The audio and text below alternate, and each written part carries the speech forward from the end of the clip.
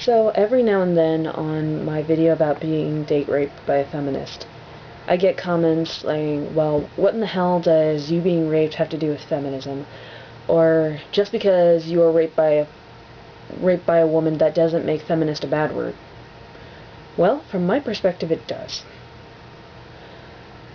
Whenever I hear feminist, I get a shiver and a pang of anxiety.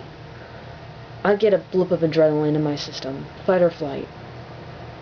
Because the woman who raped me so strongly identified with it.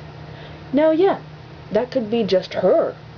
Maybe I happened to lose the lottery and I got raped by the only feminist who has ever committed harm against a woman.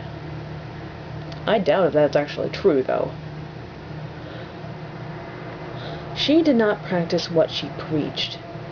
At that point, she was going into her junior year of college, and she was a women's studies major, and she was active in the women's group on campus, and she was active in several other women and feminist-related organizations, and she had been through all the safe alcohol, safe sex training that the college offered. And none of it sank in? Really? She strongly identified with that word, to the point where she acted like feminists were morally superior to non-feminists.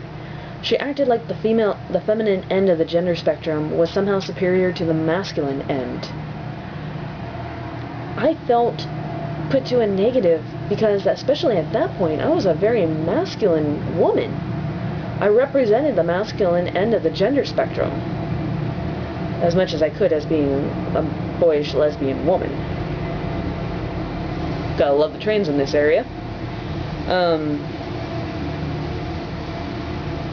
I bring up that she was a feminist because she shouldn't have been able to do that if she really practiced what she preached. And time again, here on YouTube, I mean, just the other day, Thunderfoot posted a video about some girl claiming to have been raped, and posting his name online and not going to the cops about it. Now, yeah, what are the cops going to do, especially if the evidence has been destroyed? But if somebody was trained in women's studies and trained as a progressive woman, okay, yeah, it's a scary situation, but especially when you're in the case of being raped by a male-bodied individual, if somebody goes to a hospital, they can do a rape kit. Which, yeah, you might point out, well, why didn't you go to the hospital? Because I was in an abusive relationship. Because, oh, well, I thought, well, she'll never do this again. This is just a random occurrence. I must have done something wrong. And those things that happen to women and men, for that matter, partners who have been abused.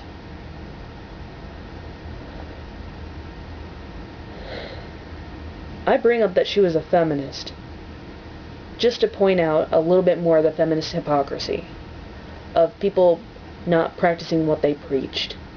And since I put up those videos, I've heard from a number of other people about physical violence or emotional violence, emotional coercion and such that people have experienced at the hands of quote-unquote feminists.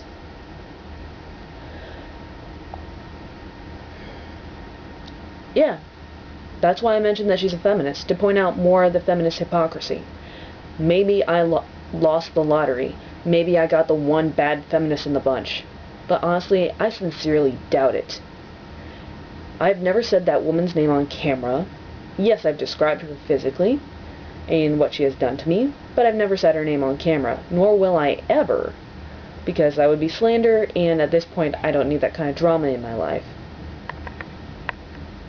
So, that's what I wanted to say today, and peace out, YouTubes.